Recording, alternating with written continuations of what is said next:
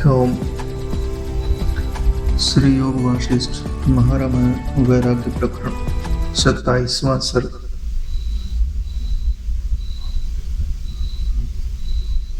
निःश्रेयस विरोधी भाव नित्यता प्रतिपादन प्रकरणम। राम जी के द्वारा कल्याण एवं मोक्ष के विरोधी भावों का वर्णन।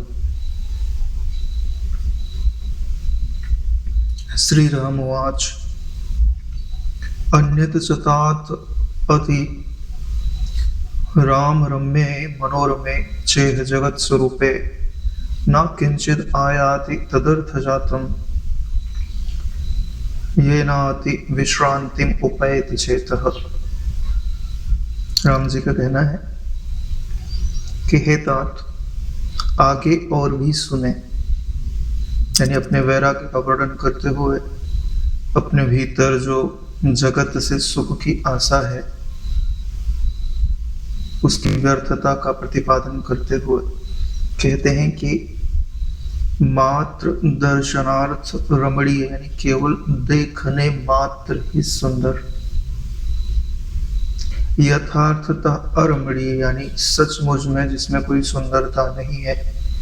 इस जगत में ऐसा कोई भी पदार्थ समूह मन में नहीं रहता, यानी जगत के सारे पदार्थ ऐसे ही हैं जो देखने में तो सुंदर है लेकिन परिणाम में उनमें कोई सुंदरता दिखाई नहीं देती। ऐसे मेरे मन की अभी स्थिति है और मैं इन पदार्थों को प्राप्त कर उनसे चित्त के आराम को नहीं देखता हूँ, यानी मुझे इन पदार्थों की प्राप्ति में विश्रांति का अनुभव नहीं हो रहा है। यानी मेरी ऐसी आशा भी नहीं है कि ये पदार्थ मुझे मिल जाएंगे तो मुझे विश्राम उपलब्ध हो जाएगा। ये न अति विश्रांतम उपैति चेतः। चेता यानी यदि, अगर मिल भी जाए तो भी मैं इनसे वह सुख नहीं देख पा रहा हूं जो चित्त के उपशम होने से प्राप्त होता है, क्योंकि ये तो आपात रमणीय है, थोड़े समय के लिए सुंदर लगते हैं, फिर असुंदर प्रतीत होने लगते हैं, फिर दुख देने लगते हैं, द्वंद्व खड़ा कर देता है। जिस पदार्थ को पहले पाने के लिए व्यक्ति छटपटाता है, फिर उसी पदार्थ को त्यागने के लिए छटपटाता है। ऐसा ही है ना, जिससे तुम ज्यादा चिपकने की कोशिश करते हो, एक दिन ऐसा आएगा कि तुम उससे दूर भागने का प्रयास अवश्य करोगे। संसार ऐसा ही है, जहां राग है वहां द्वेष भी जन्मेगा। ये बात आपने अच्छे समझ कर रखा। जो जितना प्रिय लग रहा है वो उतना अप्रिय भी लगेगा। क्यों? क्योंकि उसकी प्रियता उस पर किसी चीज के आरोप के कारण है, और जब वो नहीं मिलेगा तो जितना प्रिय तुमने माना है उतना अप्रिय भी लगेगा। सत्य बात तो यही है। सिर्फ ईश्वर या सदगुरु में यह घटना नहीं घटती, बाकी हर व्यक्ति में तो घटती है। क्योंकि आपने जिसकी आशा की है वो तो नहीं मिलेगा ना। आप सोचते हो कि उसकी सुंदरता सदा बनी रहे, कहाँ बनी रहेगी, ढल जाएगी। ईश्वर ने ऐसे ही बनाया। आप सोचते हो कि उसका हर निर्णय आपके मन अनुकूल हो, नहीं होगा। कभी ना कभी किसी न किसी बात पे तुम्हारे विचार और उसके विचार अलग पड़ेंगे, टकराव होगा ही होगा। जगत बनाए ऐसे ही है। यहाँ दो चीजें एकदम समान नहीं हो सकती, उनके भीतर कुछ ना कुछ अलगाव रहता है, कुछ ना कुछ विभिन्नता रहती है, और वही विभिन्नता संघर्ष का कारण होती है। राम जी का ही कहना है कि जितने भी पदार्थ दिखाई देते हैं वो दिखने मात्र ही रमणीय है, वास्तव में रमणीय नहीं है, और उनकी प्राप्ति से विश्रांति की प्राप्ति नहीं होती, और बिना विश्रांति के सुख प्राप्त नहीं होता, और बिना सुख की प्राप्ति के मन उपशम नहीं होता। ये बात पूरा समझ लो, ये पूरी की पूरी प्रक्रिया है।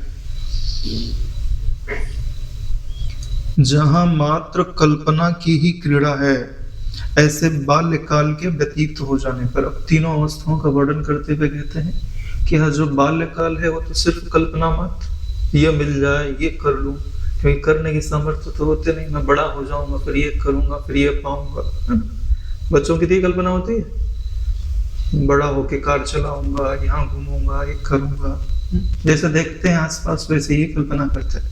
तो बाल्यकाल इसमें जाता है तो बोले कल्पना के मनोरंजन में ही जाता है। और युवावस्था में क्या होता है, बोले मन रूप मृग के स्त्री गुहा में प्रवेश हेतु युवावस्था आती है। कि मनो जो युवावस्था वैसी है जैसे मृग गुफा में प्रवेश कर जाता है, वैसे ही जो मन है वो स्त्री की आसक्ति रूपी गुफा में प्रवेश कर जाता है। उसको चारों तरफ स्त्रियां ही दिखाई देती हैं, उसके विचारों में स्त्रियां ही रहती हैं। युवावस्था यानी काम काम भोग में ही तो समय जाता है, उसी के लिए धन कमाता है, उसी में वो लगाता है। और फिर तीसरी जो अवस्था है जरावस्था में, देह के जर्जर होने पर श्रेष्ठ पुरुषार्थ साधन से शून्य यह लोक मात्र दुख का ही हिस्सा है। और जब जरावस्था आती है तो देह जर्जर हो जाता है, यानी बीमारियां आ गई, अब शरीर में ताकत नहीं है, आंख में वो क्षमता नहीं है देखने की, कानों में वो सुनने की क्षमता नहीं है, सीधे बैठने की क्षमता नहीं है, कमर दुखने लगती है, और ज्यादा उम्र बढ़ जाएगी तो अपने आप उठने की भी क्षमता नहीं होती है। तो कितनी पराधीनता है। तो ये जो तीनों हिस्से हैं, बाल्यकाल, युवावस्था और वृद्धावस्था, राम जी का कहना है इन तीनों में से कोई भी ऐसी अवस्था नहीं है जो मुझे सुख दे रही हो। और अगर तीनों में ज्ञान जोड़ दिया जाए तो तीनों सुखदायी है। ये भी है, जो जितना दुखदाई है वो उतना सुखदाई भी है। वृद्धावस्था जितनी दुखदाई है ना, अगर आत्मबोध हो तो उतनी सुखदाई भी है। क्यों? क्योंकि अब शरीर असक्त हो रहा है ना, असक्त हो रहा है तो मन उसमें रहना भी नहीं चाहेगा। रहना कहाँ चाहेगा? जहां उसे सुख मिले। तो सुख कहाँ मिल रहा है? स्वरूप का। तो ज्यादातर समय स्वरूप में ही रहेगा ना। और बाहर के लोग भी उसका बाहरी रूप ऐसा बन जाता है कि कोई आकर्षित नहीं होता, कोई बात करने के लिए नहीं आता। तो पूरा समय उसको किसके लिए मिल रहा है? स्वरूप में समाहित होने के। देखो ईश्वर ने सब कुछ जो है ना बड़े प्लान करके बनाया, आपके कल्याण के लिए बनाया। लेकिन दिक्कत क्या है? आत्मबोध नहीं है। खाली आत्मबोध हो जाए तो बाल्यकाल भी सुखदायी, युवावस्था भी सुखदायी, युवावस्था तो सुखदायी सुखदायी है, क्योंकि बल है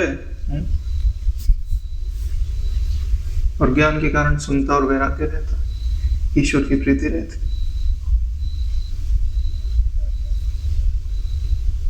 जरावस्था रूपी हिम से मृत इस देह रूपी कमलिनी को दूर से ही त्याग कर जब जीव रूपी भंवरा चला जाता है, यानी कहने का तात्पर्य है कि जब जरावस्था आती है तो वो बर्फ के जैसी है।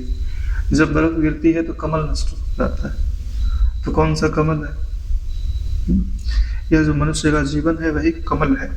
और जब नष्ट हो जाता है तो जो जीव रूपी भंवरा है उस देह पे बैठा रहता है, देह से टेस्ट लेते रहता है। वो तो जाना ही पड़ेगा ना उसको, उसमें बैठा तो रहेगा नहीं, नष्ट हो गया। तभी विविध समारंभ रूपी जगत का यह सरोवर सूख जाता है। तो जितने भी आरंभ किए थे कि ये कर लूंगा, ये पालूंगा, यहाँ चला जाऊंगा, इतना धन इकट्ठा कर लूंगा, इतने मकान बना लूंगा, इसको ये क्या समझता है? कंपटीटर या शत्रु है ना, उसको मैं मटिया मेट कर डालूंगा। जो भी उसके उद्योग है सारे शांत हो जाते हैं। सब उसके मन में ही, मन तक ही सीमित रहता है। कभी मुझे लगता है कि ये जीव अहंकार कैसे करता है ना? अरे ये कर डालूंगा, वो कर डालूंगा, तुमको नष्ट कर डालूंगा। खुद के शरीर की रक्षा करने की सामर्थ्य तो है नहीं है? पेट दुखने लगता है तो डॉक्टर के पास भागता है। इतना भी स्वतंत्र नहीं है कि अपने शरीर का रोग मिटा सके। एक फुंसी हो जाए ना तो पराधीन है फुंसी के ठीक होने के लिए, और बोलता है हम तुम सबको मिटा डालेंगे, मार डालेंगे। अहंकार इसी को तो बोलते हैं। करने की ईश्वर अपनी सत्ता खींच ले तो हाथ उठाने की सामर्थ्य नहीं है। देखो इसलिए कहते हैं कि जब भी अहंकार करना होता है तो अपने बल पे करना चाहिए। और ध्यान से विचार करके देखो तो तुम्हारा तो कुछ है नहीं, तो तुम अहंकार तो रंच मात्र नहीं कर सकते ना। न मन तुम्हारा, न बुद्धि तुम्हारी, न शरीर तुम्हारा। किस बात का अहंकार करते? शरीर तुम्हारा है भाई, जो वस्तु तुम्हारी होती है तुम उसका दान कर सकते हो, ठीक है? तो वही मतलब त्याग कर सकते हो। तुम शरीर का त्याग कर सकते हो? चलो स्थूल शरीर के, चलो हम सिर कटा देंगे तुम्हारे लिए, तुम शरीर का त्याग कर दो। सूक्ष्म शरीर का त्याग करके बताओ। सूक्ष्म शरीर का तुम जन्म नहीं बता सकते तो त्याग की तो बात ही छोड़ दो। स्थूल शरीर के बारे में फटाफट बोल देते, ये मेरे माता, ये मेरे पिता।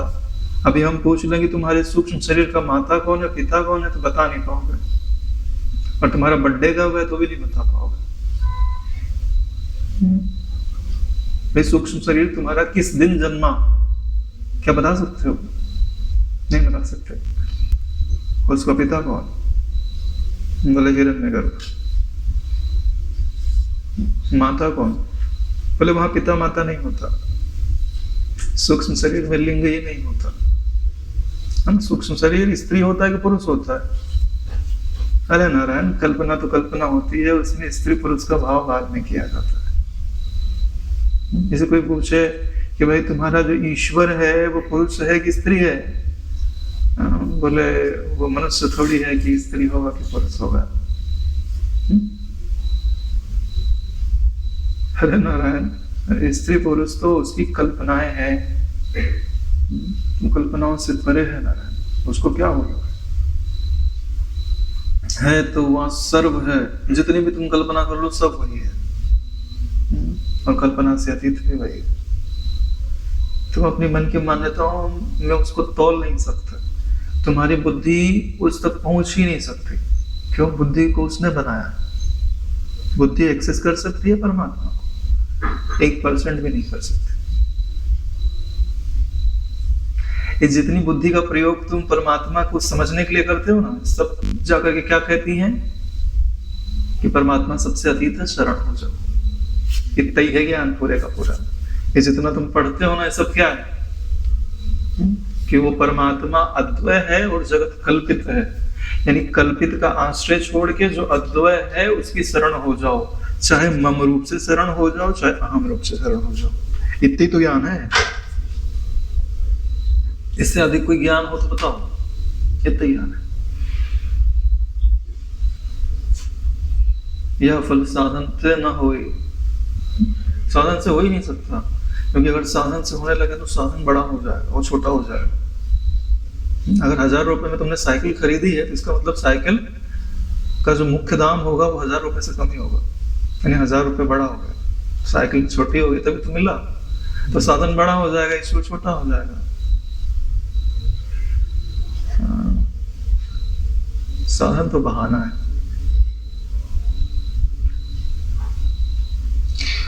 हाँ नारायण, तो यहाँ पे यही बात बताई जा रही है कि ये जो जरावस्था आई है तो अब बता रही है कि तुम्हारी मृत्यु नजदीक है नारायण। सब कुछ जितने भी तुमने आरंभ किए हैं सब छोड़ने को तत्पर हो जाओ, सब छोड़ना पड़ेगा। एक बात बताते हैं तुमको, सरल बात है लेकिन इसको अपने मन की गहराई में डालना बहुत जरूरी है। कभी भूख लगे ना तो थोड़ी देर के लिए भूख सहो और बोलो कि भूख मुझे नहीं लगती। भूख प्यास प्राणों को लगती है, मुझे नहीं लगती। और उस समय परमात्मा की चिंतन को इतना करो कि भूख को भुला सको। सही बात बता रहे, बहुत काम की बात बता रहे। अगर ऐसा करने में सफल हो गए तो फिर भोजन करने के तुम अधिकारी हो। अगर ऐसा करने में सफल नहीं हो पा रहे, भूख तुमको विवश कर पा रही है, तो नारायण बड़ी दिक्कत होने वाली है। क्योंकि शरीर जब छूट जाएगा तो यह प्राण जो है ना फिर से ऐसे ही आभास को जन्म देगा कि तुमको भूख लगी है और तुमको भोजन चाहिए। तुमको भूख नहीं लगी, लगी प्राणों को है। अब वहां प्राण होते नहीं है, प्राणों की कल्पना होती है, लेकिन वह आभास तुमको दुख देगा, तब तो तुमको भोजन के पीछे पीछे भटकाएगा।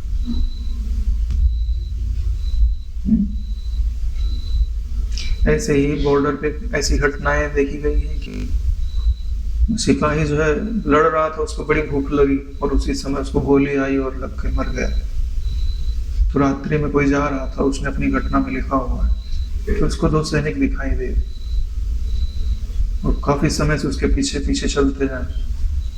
रात का समय था, तो उसको लगा कि ये मनुष्य तो नहीं हो सकता, तो वो रुक जाए तो वो लोग भी रुक जाए, ये चले तो फिर चलने लगे।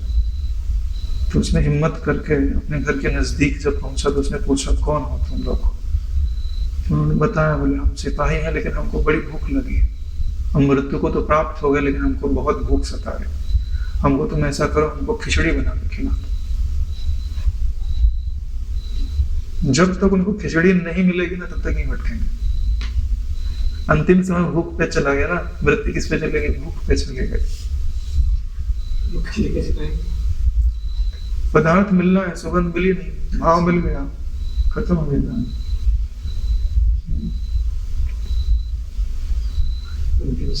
अंतिम समय पर तो उन्होंने रात में 1 बजे भोजन बनाया, खिचड़ी बनाई और ले जा करके चढ़ाया उनको, पत्ते उत्ते पे रख के जो दिया हो पत्ता लत्ता। फिर उन्होंने खिचड़ी के आसपास ही बैठे रहे, खाते रहे, तो दिख रहा था खा रहे, फिर गायब हो गए, सदगति हो गई, वहीं पे अटका था मैं। तो ऐसा ना हो इसके लिए आपके पास क्या सामर्थ्य होनी चाहिए, नकारने की सामर्थ्य, हर चीज को नकारने की सामर्थ्य। ऐसा कब कर पाओगे पता है, जब उसका जो विरोधी भाव है वो प्रबल होगा। तुम्हारे पास एक ऐसा प्रबल भाव होना चाहिए जो सबको पराजित कर दे। वो भाव तुमको जन्म, चाहे जैसे जनरेट करो वो तुमको जनरेट करना ही पड़ेगा। जैसे बोलते हैं ना कि पहलवान को हराना होता है तो उससे बड़ा पहलवान रखना पड़ता है, ऐसे ही अज्ञान पहलवान है। अब उसको हराने के लिए तुम्हारे पास एक ज्ञान का पहलवान होना चाहिए जो उसको हरा सके।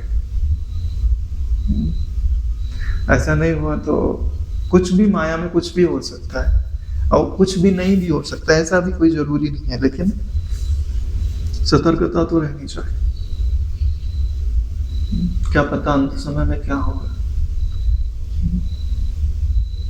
अभी महिला आश्रम की घटना है, कोई बता रहा था मेरे को कि कोई बहन थी, उसको शरीर छूटा तो काफी समय से बीमार थी, तो उसको भोजन ठीक से मिल नहीं रहा था। तो किसी को दिखाई देती होगी, तो गुरुजी से बात हुई तो बोले उसके लिए कुछ बना के छत पे रखते। काफी समय से उसने खाया नहीं था तो उसकी वृत्ति इसी में लग गई, खाएगी तब जाएगी।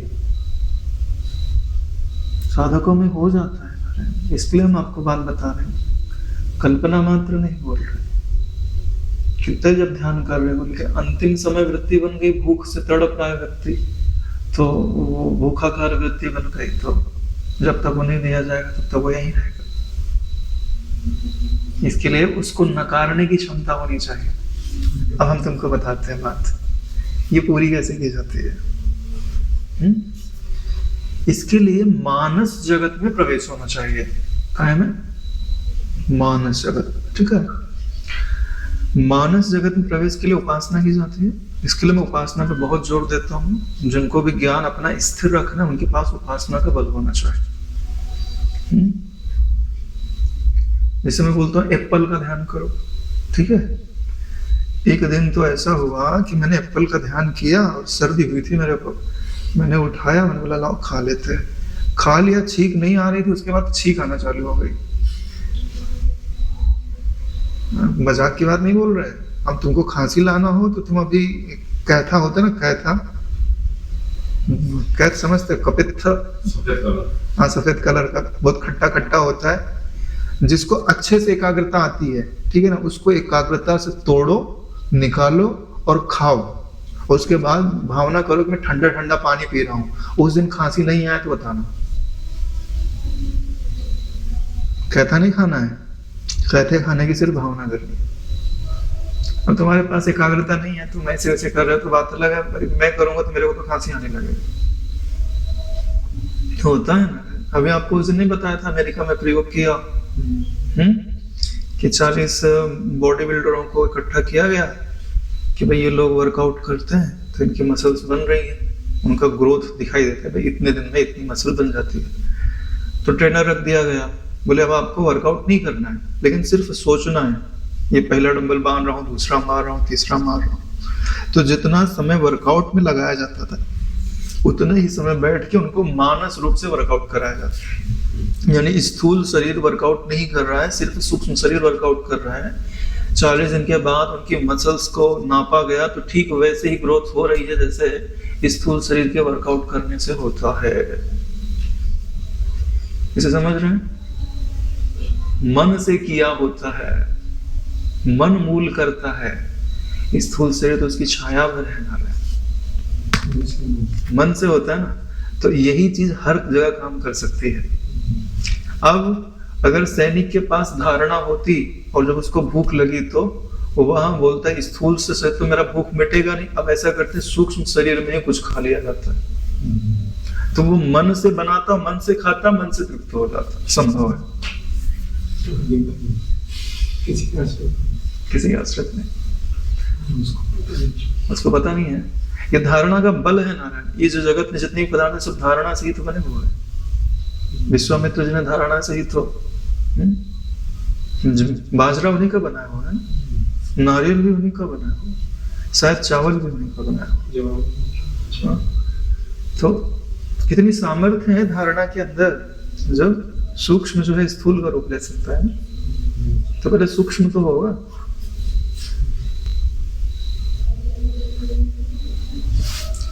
अरे नारायण, तुम्हारी धारणा प्रबल हो जाए तो तुमको सुगंध आने लगेगी। जिस चीज की तुम धारणा करोगे ना उसकी महक आने चालू हो जाती, स्वाद आना चालू हो जाता, स्पर्श आना चालू हो जाता, आना चालू ही हो जाता है। अरे ऐसे तो भगवान को प्रकट किया जाता है। ये जो भगवान का वपू आपसे बात करने लगता है, आपके साथ साथ चलता है, ऐसे जो चीजें होती हैं वो किस चीज का परिणाम है? एकाग्रता है और ईश्वर का अनुग्रह है। ऐसे सबके साथ थोड़ी होता है। जिन्होंने एकाग्रता कमाई है, धारणा शक्ति कमाई, उनके साथ होता है, बाकी के साथ नहीं होता। वो भावना करते हैं, रोते हैं, लेकिन उतना प्रभाव नहीं दिखाई देता। उसके साथ धारणा शक्ति चाहिए ना। ईश्वर को भी तो अवतरित होने के लिए एक मीडियम चाहिए। तो वही बात बता रहे हैं कि ये चीज अपने पास होनी चाहिए कि एक प्रबल धारणा शक्ति, हाँ, जो जगत के द्वंद्वों को पराजित कर सके। ऐसी धारणा शक्ति आपको विकसित करनी पड़ेगी। यानी संसार में कितना ही बड़ा भारी दुख हो जाए, लेकिन तुम परमात्मा के उस स्वरूप का चिंतन करो तो उससे उतना सुख मिले कि यह दुख दब जाए। हाँ, फिर जब दब गया, समता आ गई, फिर ब्रह्म विचार करके ब्रह्म भाव में खड़े हो जाओ। मतलब ये स्पेशल ट्रीटमेंट है। और रोग नहीं आया तो तुम ब्रह्म भाव में खड़े ही हो। कभी कभार ऐसा प्रबल वेग प्रारब्ध के कारण चोट मारता है कि उसको हटाने के लिए बड़ी अच्छी दवाई लगानी पड़ती है। भाई मेरे ख्याल से तो ऐसा है। फिर जब वशिष्ठ जी को हिला दिया तो 100 पुत्र मार दिए विश्वामित्र जी ने, आया ना दुख। उससे बड़ी संसार की कितनी भी बड़ी विपत्ति हो, उससे बड़ा अनुभव तुम्हारे पास होना चाहिए। चलो आत्मा उनको हो गया तब तो बात ही खत्म हो गई, तब तो ये सब तो कल्पना मात्र ही रहते। लेकिन वह नहीं हुआ, उसके पहले आपके पास एक धारणात्मक शक्ति होनी चाहिए जो विपत्ति काल में आपकी रक्षा कर सके। हाँ, तो यहाँ राम जी आगे बताते हुए कहते हैं कि मनुष्य की यह देह रूपी लता जरावस्था के कारण अधिक सफेद फूलों के भार जैसे जैसे क्षीण होकर परिपक्व होती है, वैसे वैसे मरण की प्रीति प्रवर्धित होती रहती है। यानी यह जो जरावस्था है वो एक लता के जैसे है। देह में जब जरावस्था आती है तो लता को जब बुढ़ी होने होली होती है तो क्या होता है, उस पे जो फूल लगे हैं बहुत सारे फूल लग जाते हैं। हम बता रहे हैं फूलों का इतना लगना ही बता रहे हैं कि अब ये सूखेगी। जैसे तुलसी में खूब मंजरी लग जाती है ना, समझ लो अब टाइम हो गया इसका। अब उसको हरा रखना क्या करते हैं, ऊपर की मंजरी काट देते हैं। अगर काट देगो तो हरी रहेगी, अगर मंजरी लगी रहेगी तो मतलब अब ये सूख जाएगी, उसका टाइम पूरा हो गया। तो वही बता रहे हैं कि अब मंजरी दिखाई देने लग गई है, फूल दिखाई देने लग गए हैं, और 1 वर्षीय पौधा है। कौन सा पौधा? 1 वर्षीय एनुअल प्लांट है। हाँ, तो खत्म हो जाएगा ना। तो इसको कैसे समझना है जी? जरावस्था में भी बाल सफेद हो जाते हैं तो सफेद पुष्प के जैसे हैं। जब बाल सफेद हो जाए तो नारायण अपनी आसक्ति समेट लेना चाहिए, मृत्यु आने वाले। अति तीव्र प्रवाह से युक्त सभी पदार्थों को ग्रसने वाली, तट के संतोष रूपी वृक्षों को जड़ों से उखाड़ने वाली यह तृष्णा रूपी नदी इस जगत में प्रवाहित हो रही है। जब ये तृष्णा रूपी नदी प्रवाहित होती है तो व्यक्ति में संतोष नहीं रह सकता। भाई तृष्णा होती क्यों है? भीतर में आनंद नहीं है इसीलिए। तो संतोष मतलब भीतर में सुख मिल रहा है, इसी को संतोष बोलते हैं। संतोष का जो अर्थ लगाते हैं कि भाई मन मार लेना, उसको संतोष नहीं बोलते हैं। मन का तृप्त हो जाना, इसको संतोष बोलते हैं। जैसे घर में नहीं, किसी अच्छे यहाँ कुछ पकवान देख लिया, बच्चा बोल रहा है, बोले बेटा संतोष करना चाहिए, किसी से लालायित नहीं होना चाहिए, तो बेचारा मन मार के बैठ जाता है, तो उसको संतोष थोड़ी बोलता है। संतोष किसको बोलते हैं कि भीतर में इतना आनंद है, इतनी शांति है कि बाहर की चीजें लोलुप नहीं बना पा रही हैं, उसको संतोष बोलते हैं। इसलिए तृष्णा का प्रवाह काटता किसको है? संतोष को। अगर संतोष रहे तो तृष्णा जन्म ही नहीं ले सकती। चर्माबद्ध या देह रूपी नौका, जैसे नाव होती है तो उसके चारों तरफ चमड़ा मढ़ देते हैं, आजकल टीन मढ़ देते हैं कि पानी भीतर न जाए। ऐसे देह में चारों तरफ चमड़ा मढ़ दिया गया है। जगत रूपी सागर में चंचल होकर के घूम रही है। अज्ञानी जीवन होने से पंच इंद्रिय रूपी ग्रह इसे डुबोते हैं। जैसे भाई नाव है तो अगर छोटी नाव है तो मगरमच्छ आदि धक्का मार के, बड़े बड़े मगरमच्छ हो तो गिरा देते हैं, लोगों को खा जाते हैं। और जैसे पंच इंद्रियां जो आपकी है ना, एक ग्राह के समान है। देख तो आप में, दिखाई तो आप में दे रही है, आपको तैरावेंगी लेकिन डुबो रही है। अतः यह प्रतिक्षण अधोगामी हो रही है। तो यह जो देह है हर क्षण अधोगामी हो रही है, नीचे की हो जा रही। जितना जितना विषय का रस दृढ़ होता जाएगा उतने उतने आप पतित होते जाओगे, अधोगामी होते जाओगे। अधोगामी को एक और शब्द से कहा जा सकता है, बहिर्गामी होते जाओगे। भाई आधा जो है वो बाहरी तो है, और जो उच्च है वो अंत है। यही दो तो चीजें कही जाती हैं। जो जितना बहिर्मुख है वो उतना नीच है, जो जितना अंतर्मुख है सो उतना उच्च है। यही नियम कहा जाता है। और तत्व ज्ञानी न बहिर्मुख होता है न अंतर्मुख होता है, तो पार होता है।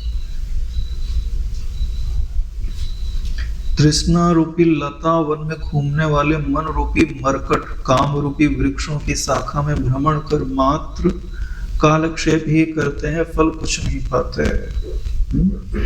ये बंदर है, बोले ऐसे पेड़ पे चढ़ गया जहां फल नहीं लगा है, इधर से कूद रहा है उधर कूद रहा है, लेकिन कुछ खाने को मिल नहीं रहा। ऐसे ही तो अपना मन रूपी मरकट है संसार के वन में। कभी नेत्र के पेड़ पे कूदता है, कभी स्पर्श के पेड़ पे कूदता है। सब इधर से उधर कूद रहा है, लेकिन तृप्ति कहाँ मिल रही, भटक रहा है। अगर शांत समय में ऐसा बैठ के अपने मन को सुनाओ तो इसका प्रभाव पड़ता है। केवल एक बार सुन लेने से उतना प्रभाव नहीं पड़ता, इसको बैठ के एकांत में अपने आप को इससे बार बार सुनाना पड़ता है। क्या राम जी ने क्या कहा, तो उसका प्रभाव पड़े बगैर नहीं रहता। जैसे अभी है तो ये श्रवण ज्यादा है, मनन थोड़ा सा ही है, लेकिन इसका मनन करना पड़ता है। आपत्ति में शोक मोह शून्य। जब आपत्ति आए तो उसमें शोक और मोह उदित ना हो।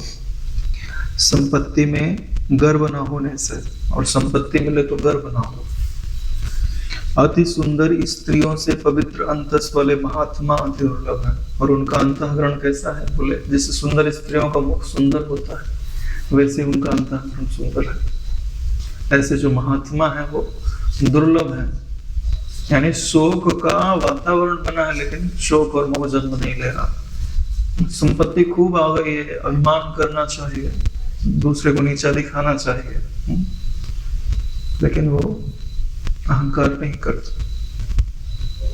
और उसके अंतःकरण में सुंदर वृत्ति बनी रहती है। इसके अंतःकरण में सुंदर वृत्ति बनती है ना, वही सुखी होता है। सुख में जो सु है वो सुंदर के लिए तो आता है। हाँ, खा यानी आकाश, अंतः आकाश, सुंदर अंतःकाश का नाम ही तो सुख है। मातंग रूपी तरंगों से युक्त रण रूपी सागर को जो पार कर लेते हैं, मेरे विचार में वे सुरवीर नहीं है, परंतु देह एवं इंद्रिय रूपी सागर में मन रूपी जो तरंगे हैं, उन्हें पार कर जो वासना शून्य हो जाते हैं, मेरे विचार में वे ही सुरवीर कहलाते हैं। तरंती मातंग घटा तरंगम रणम बुधिम मे मयिते न शूरा शूरास्त एवे मनस्तरंगम देहेन्द्रियाम्भोधि इमं तरंती। मातंग का अर्थ होता है, मतंग माने होता है हाथी। जब लहर इतनी ऊंची ऊंची उठने लगे कि जैसे हाथी होवे, अफ्रीका वाला हाथी कितना बड़ा होता है, तो उसको पार करने वाला, वैसे तो कोई बिरला ही पार कर पाता है, तो डुबो ही डालेगी। तो तुम्हारे ऊपर से इतनी ऊंची तरंग आ रही तो कैसे बचोगे? कोई बिरला होता है कि जो उसको पार कर पाता है। तो राम जी का कहना है जो पार कर ले तो उसको भी मैं सूरवीर नहीं मानता। तो सूरवीर कौन है? जो इतनी ही ऊंची ऊंची मन की तरंगे उठ रही हो कि ये पदार्थ तुमको प्राप्त ही कर लेना चाहिए, इसी में सुख है, ऐसा मन बोल रहा हो, और कोई बिरला हो जो उसको नकार कर ले, इसमें सुख नहीं है। आत्मचिंतन में सुख है। जो ऐसा कर ले वो सूरवीर है। स्वभाव विजयम शौर्यम। कभी कभी नहीं, देखो मन हर चीज के लिए सजेशन देता रहता है, ये कर लेना चाहिए, ये अच्छा रहेगा। नहीं, ध्यान से देखो मन को, नहीं बताते रहता। ठंड लग रही है तो बस थोड़ी देर और बैठे रहो, नहीं तो भी सर्दी हो जाएगी, जुकाम हो जाएगा। कोई ना कोई सजेशन वो बड़ा चतुर है, शरीर की सुरक्षा का बहाना बना देता है। क्योंकि यहाँ आ जाओगे तो अपमान हो जाएगा, यहाँ जाओगे तो अच्छा नहीं लगेगा, बना ऐसे ही तर्क देते रहता है। आपको परखना पड़ता है कि ये उचित है कि नहीं उचित है, और जो परखता है वो बुद्धि होती है। तो ऐसी बुद्धि होनी चाहिए, तब तो मन को पकड़ पाएगी। अगर बुद्धि प्रबल है तो उन्नति कराती है, यानी मन की सब बातें नहीं मानती, जो उचित होती है वही बात मानती। तो उसी को राम जी सूरवीर कहते हैं कि जो मन रूपी तरंग को जीत लेता है, जीत कर मन को कहाँ खड़ा करा देता है? जहाँ वासनाएं नहीं है। क्लेश युक्त जगत रूपी फल ना देने से सुंदर, आशा को दूर कर चित्त की चपल वृत्तियों को विनष्ट करने वाली कोई भी क्रिया किसी की दिखाई नहीं देती, जिसका आश्रय पाकर जगत को शांति मिल सके। यानी जो जगत में आस्था रखते हैं, तो जगत में आस्था रखने के कारण उनमें ऐसी कोई भी क्रिया दिखाई नहीं देती जो उनकी जगत में उसे शांति दिला सके। क्योंकि यह जो जगत है वह क्लेश युक्त है, सुंदर नहीं है। अगर आपने इसमें आशा कर ली तो यह चित्त को चंचल बनाएगा, शांत नहीं करेगा। कीर्ति से जगत को, प्रतापों से दिशाओं के अंत को, यानी कोई बहुत प्रतापी हो, उसने कीर्ति से दिशाओं को अंत तक भर दिया हो। धन द्वारा अर्थीयों के घरों को पूर्ण बना देते हैं, और उनके पास इतना धन है कि जो मांगे उसके घर को पूर्ण कर दे। विनय एवं उदार गुणों से लक्ष्मी की शोभा को बढ़ाते हैं। ऐसे धर्मवान महात्मा जगत में अति दुर्लभ है।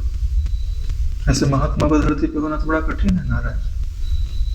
जो जिसके पास ज्यादा धन होता है वो उतने कंजूस होता है। उदार कहाँ होगा वो? शुभ गुणों को धारण कहाँ करेगा? पर्वत की शिलामयी भित्ति स्थल में रहने वाले अथवा वज्र के अंत में क्यों ना हो, किंतु भाग्य उदय होने से सभी जीवों के पास अणिमा आदि सिद्धियों के सहित समस्त संपदाएं आ जाती हैं। ऐसे ही अभाग्योदय में आपदाएं भी आकर सभी को प्राप्त हो जाती है। यानी तुम गुफा में बैठे रहो, लेकिन अगर तुम्हारा भाग्य उदय हो गया ना तो संपदा सुख संपत्ति तुमको वहां प्राप्त होने लगेगी। और तुम महल में भी बैठे हुए हो और तुम्हारा दुर्भाग्य चालू हो गया ना तो वहां पर भी आपदा आपत्ति आना चालू हो जाएगी। तो यह जो जगत है ना नारायण, इसमें किसी चीज का कोई ठिकाना नहीं है कि कब तुम्हारा भाग्योदय हो जाएगा। भाई जगत में आओगे तो तुम पुण्य तो नहीं करोगे, पाप भी तो होगा। बोले नहीं हम बहुत सोच समझ के करते हैं, हम पाप तो बिल्कुल करते ही नहीं है। तो चलते हो ना धरती पे, तो चींटी नहीं मरती। भोजन करते हो तो लकड़ी जलती है कि नहीं जलती? लकड़ी में कितनी चींटियां हैं, छोटे छोटे कीड़े मकोड़े, सब्जियां आजकल। भाई भोजन जो बनाया जाता है उसको कितने जीव जंतुओं से बचा के लाया जाता है, तो उसमें उनकी मृत्यु नहीं होती। चलो सब छोड़ दो, तुम बीमार हो जाते हो तो बीमार क्यों होते हो? तुम्हारे शरीर में बैक्टीरिया पनप गए, वो भी तो जीव है, अब दवाई क्यों खाते हो? वो मर जाए। हाँ तो पाप हो रहा है ना, किसी ना किसी को पीड़ा तो मिल रही है। हाँ तो नारायण ये देह धारण करना खतरे से खाली नहीं है, क्योंकि कुछ ना कुछ पाप तो रहेंगे, उनका फल दुख तो मिलेगा ही मिलेगा। अब तब तो उसकी समझ दृढ़ होने पर यह हो जाता है कि दुखाकार वृत्ति बन सकती है, लेकिन वो दुखी हो ना हो, स्वीकार करे ना करे, और आगे चला जाता है, चिंतन और प्रबल हो जाता है, तो दुखाकार वृत्ति बनाना भी जल्दी संभव नहीं हो पाता, क्योंकि उसकी दृष्टि और कहीं लगी है, विषय ही नहीं कर रहा है ना, उसकी वृत्ति और लगी ही कहीं और कहीं लगी हुई, उसे पता ही नहीं चल रहा है कि यहाँ हो क्या। जैसे चांद्रदेव को भाई 1400 साल जिए तो क्या मृत्यु नहीं लिखी थी, लेकिन और कहीं लगे। जब मृत्यु आती थी तो देह में उनको पाती ही नहीं थी, और कहीं रहते थे। हमारे कैसे भगवान राम जी कहते हैं, ये तात पुत्र द्वारा एवं धन ये सभी भ्रांति बुद्धि द्वारा प्रेम पात्र कल्पित किए गए हैं। जिनकी बुद्धि में भ्रम निवास करता है वही पत्नी को, धन को और पुत्र को कैसा मानता है? बोले प्रेम करने योग्य मानता है। ये भ्रांत बुद्धि का निश्चय है। बोले ऐसा क्यों कहते हो? ये तो हमारे अपने हैं, हमारे काम आवेंगे, लेकिन कब तक काम आवेंगे? भाई पुत्र भी आपसे कुछ लेता है ना तभी तो देता है, पत्नी भी आपसे कुछ लेती है तभी तो देती है, और धन भी आपसे कुछ लेता है तभी तो देता है। नहीं, ध्यान से देखो, व्यापार है। भाई पुत्र को तुमने पाला तो अंत में तुम्हारी सहायता करता है, तो व्यापार हुआ ना। प्रेम में तो व्यापार होता नहीं, प्रेम में तो सिर्फ देना ही देना होता है। अगर तुम इनको सिर्फ दो, इनसे कुछ आशा मत करो, तो ये प्रेम पात्र हो सकता है। लेकिन अगर तुम इनसे लेने की आशा करते हो और फिर इनको कुछ देते हो तो वो प्रेम नहीं है, ना तो व्यापार हो गया।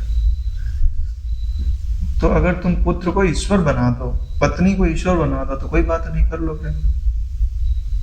लेकिन अगर तुम उनको ईश्वर नहीं बना पाए तो फिर धोखा खा जाओ, निशाना चुक जाएगा। ये सभी उपकार नहीं करते क्योंकि तुम्हारी इनमें व्यक्ति बुद्धि है। वरन अंत समय में अति सुंदर विषय भी मूर्छा की भांति दुखदायी हो जाता है। जब अंत समय आया तो तुम्हारा जो प्रिय विषय है तुमको याद आएगा, चाहे धन याद आवे तो छिपकली बना देगा जहां पैसे रखे रहते, नहीं तो सर्प बना देगा। पत्नी की खूब याद आएगी तो अगले शरीर में पत्नी ही बन जाओगे, स्त्री का रूप धारण करना पड़ेगा। अब पुत्र को भी आना आया तो अब पुत्र के यहाँ कोई जीव जंतु बनो, और नहीं तो पुत्र के यहाँ पर पुत्र हो के आओ। जैसे तुम्हारी गति हो तो क्या मिला? दुखदाई ही हुआ ना। जैसे मूर्छा दुखदाई होती है, ऐसे मोह भी दुखदाई होता है। यहाँ मोह और मूर्छा को तुल्य बताया गया है। देह एवं आयु के अंत में शोक एवं जरावस्था से ग्रसित जीवात्मा महाविकट स्थिति में प्राप्त धर्म संग्रह से रहित स्वकर्म का चिंतन करता हुआ अंत में भस्म हो जाता है। यानी जब मृत्यु आती है, आयु पूरी हो जाती है, तो अगर उसने धर्म का संग्रह नहीं किया है, अपने कर्मों का चिंतन कर रहा है, तो नष्ट ही हो गया, नारायण, जला ही तो दिया जाता। उसने जो सारे कर्म किए उनका भी कोई फल नहीं मिलता, वो कर्म भी जल गए।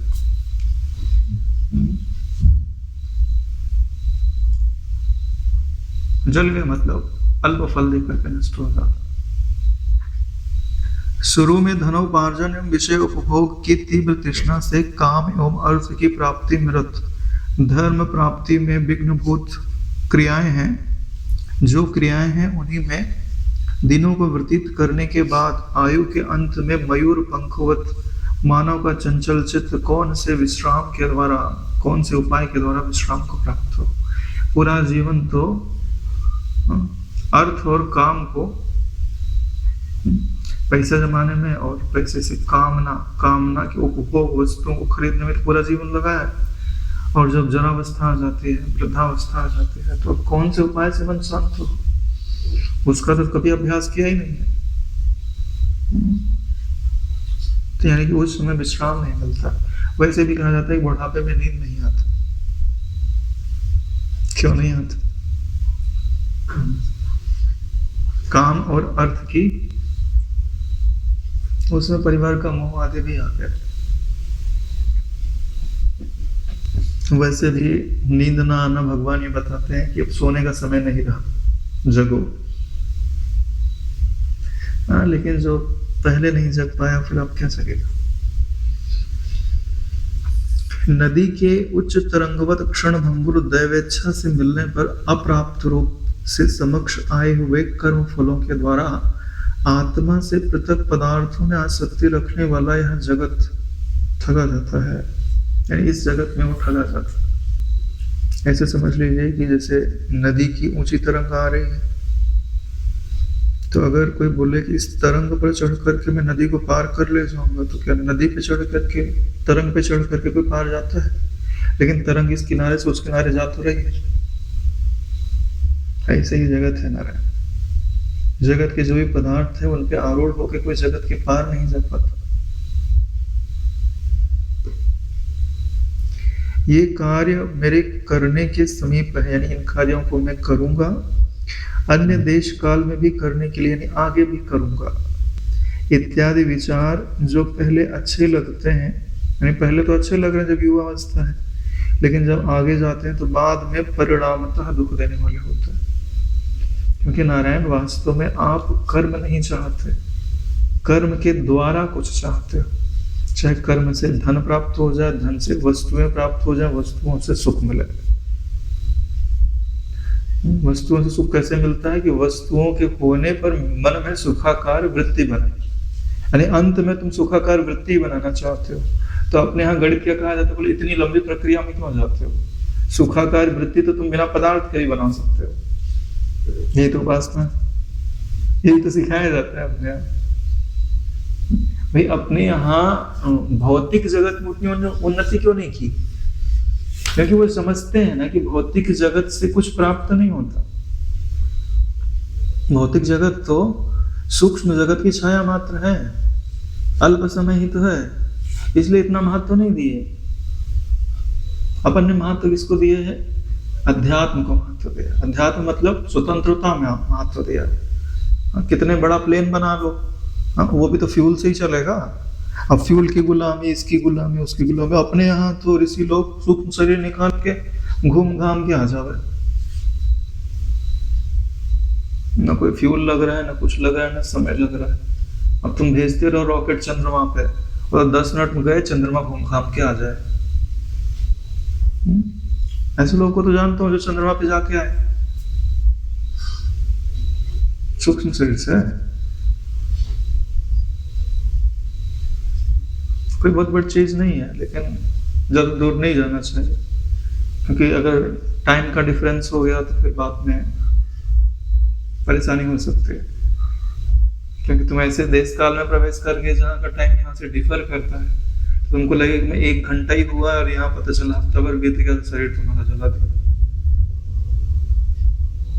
तो अलग डायमेंशन में नहीं जाना चाहिए जहां टाइम वेरिएट कर जाए, इसलिए दूर नहीं जाना चाहिए।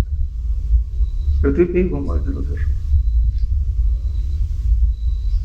बाद में तुमको लगेगा क्या मतलब रहा, ऐसे ही तो जगत दिखाई दे, जैसे यहाँ दिखाई दे रहे वैसे वहां दिखाई दे रहे।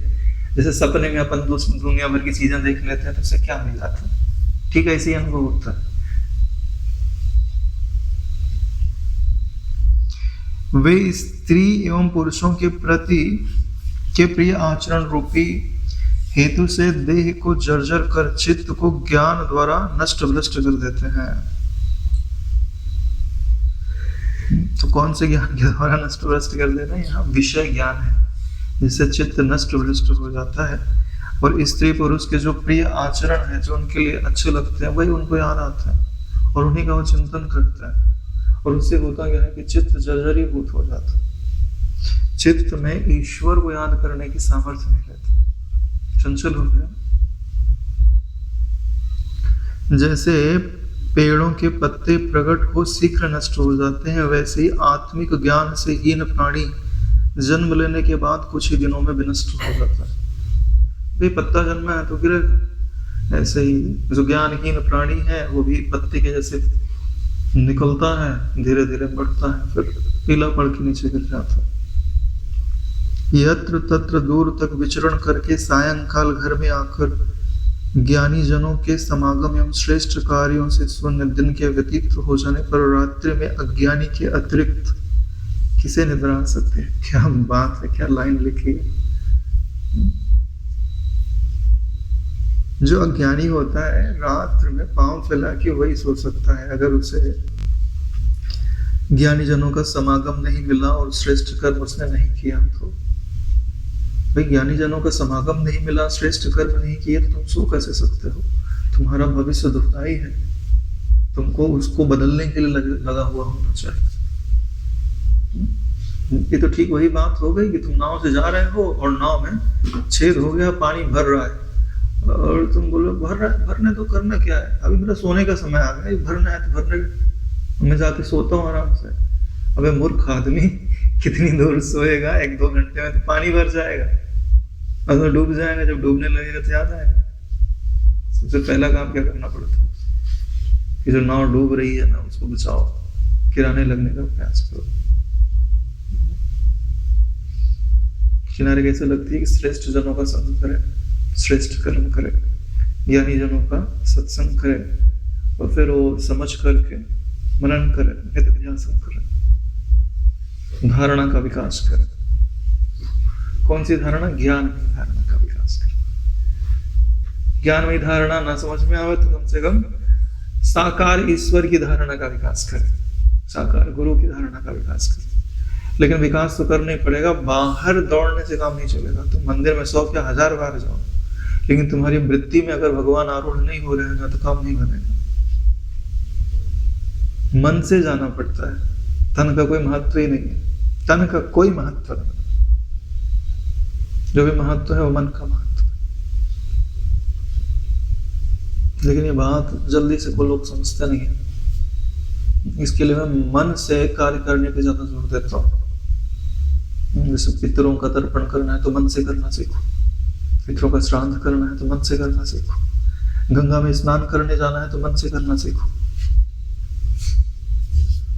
दान देना है तो मन से दान देना सीखो। हाँ, उठाओ बलि राजा की तरह, मन से ही कल्प वृक्ष बनाओ और दान दे दो, मन से ही कामधेनु बनाओ और दान दे दो। मन से ही यह सब कुछ होता है ना रे, क्योंकि मन ही तो माया है। शत्रुओं को दूर भगा देने एवं चतुर्दिक लक्ष्मी के आने पर जब तक प्राणी विषय सुख भोग करने लगता है, तभी ना जाने मृत्यु कहां से आधमकती है और उसका सब कुछ नष्ट कर देती है। यानी युद्ध आदि किया और राज्य के राज जीत लिए, फिर धन आया, चारों तरफ से खूब लक्ष्मी आ रही, तब क्या कर रहा है? मतलब सुख भोग करने के लिए जैसे ही जाता है तब तक पता चलता है कि टाइम हो गया पूरा, भाई चलो। भाई समय तो आपको सीमित ही दिया गया है, उस समय में आपको जो वास्तविक तत्व है वो प्राप्त कर लेना चाहिए। जो अभी है, यही है और मेरा है, जिसको पाने के बाद बड़े भारी दुख से भी व्यक्ति विचलित नहीं होता, उसे पा लेना चाहिए, उसमें प्रवेश कर जाना चाहिए, वही हो जाना चाहिए।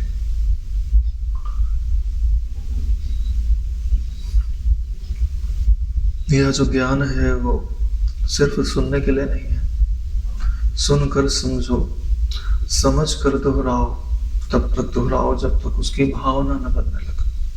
जब भावना बनने लगेगी तो तुम्हारी दृष्टि वैसी बन जाए, जब दृष्टि बन जाए तो फिर उस दृष्टि को प्राप्त कर विश्राम करो। सब कुछ विश्राम के लिए है, लेकिन जो समझा है, उल्टा समझा है ना, उसको सीधा करने के पश्चात या साथ में सीधा भी करते जाओ और विश्राम भी करते जाओ, और अंत में तो विश्राम है विश्राम।